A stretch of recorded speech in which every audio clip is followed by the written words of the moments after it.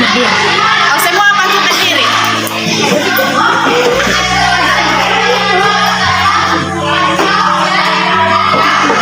Di bawah perikop perumpamaan tentang anak yang hilang. Yesus berkata lagi, ada seorang yang punya dua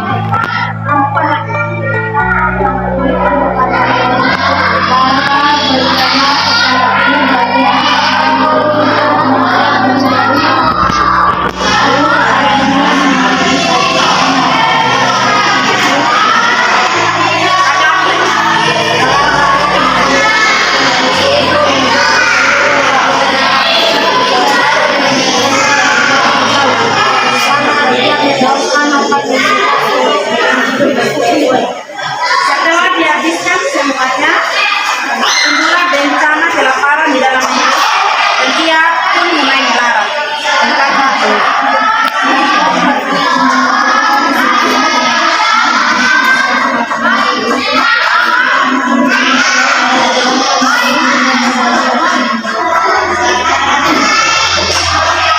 Laki-laki lagi.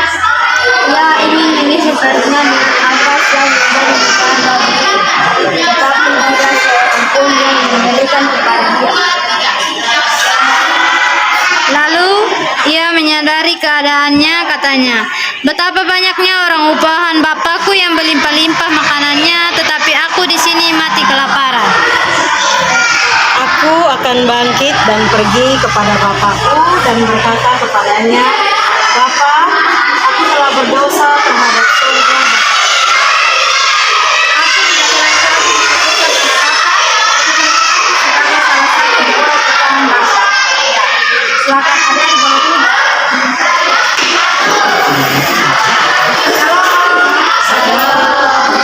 Jadi ada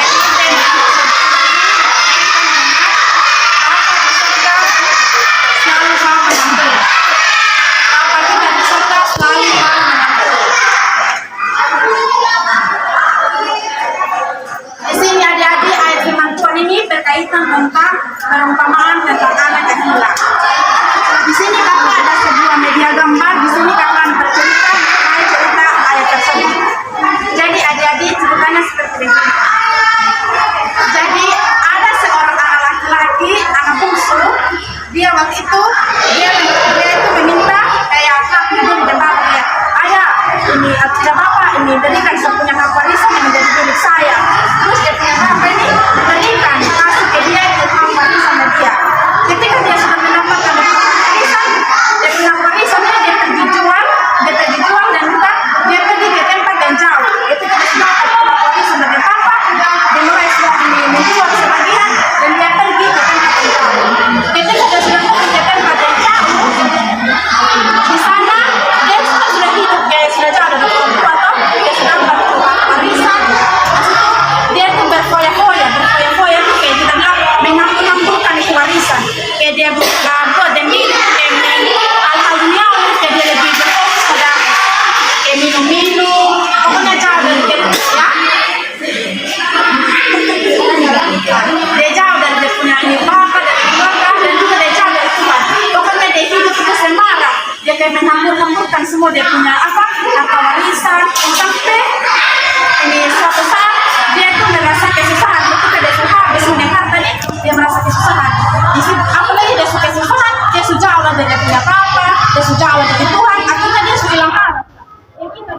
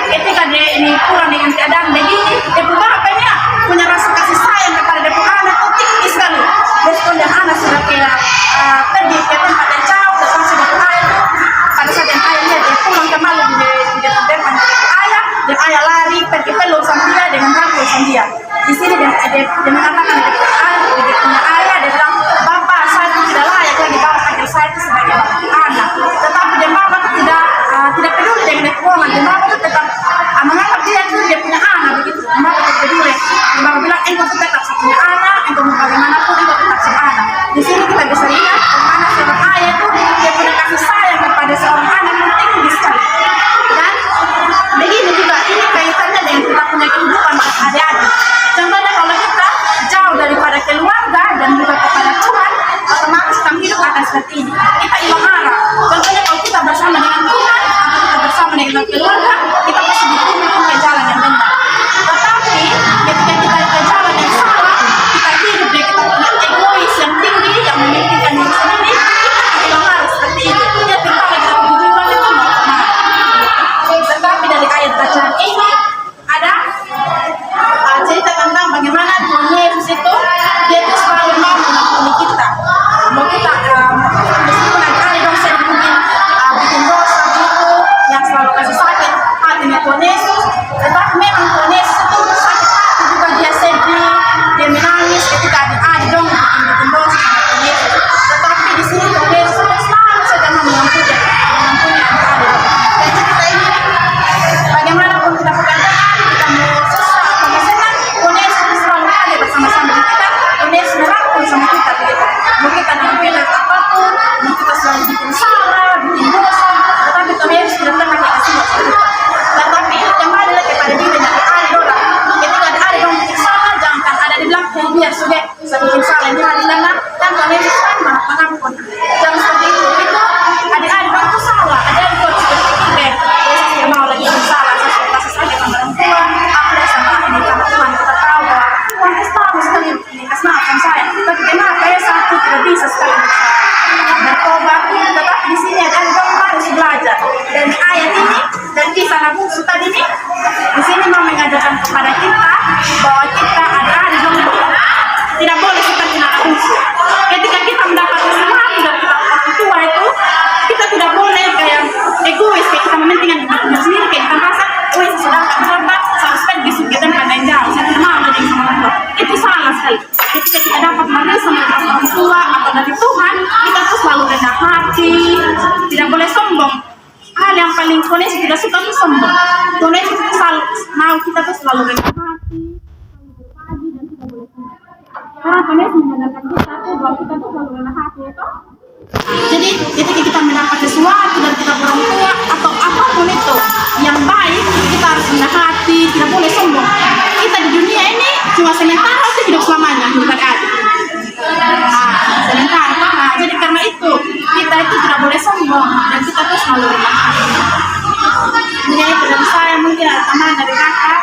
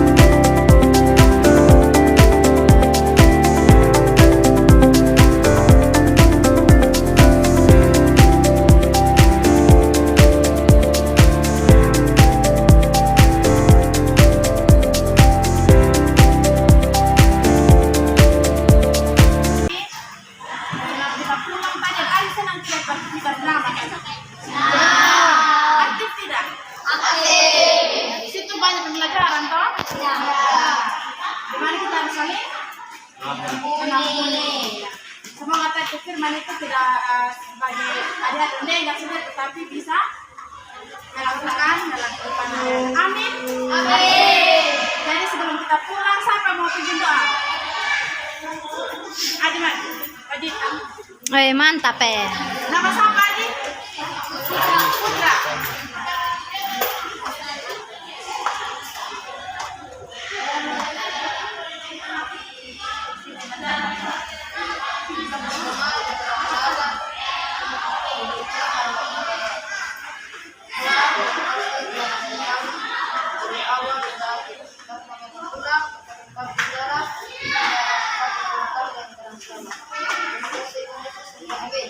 Amin. 1, 2, 3. Salam.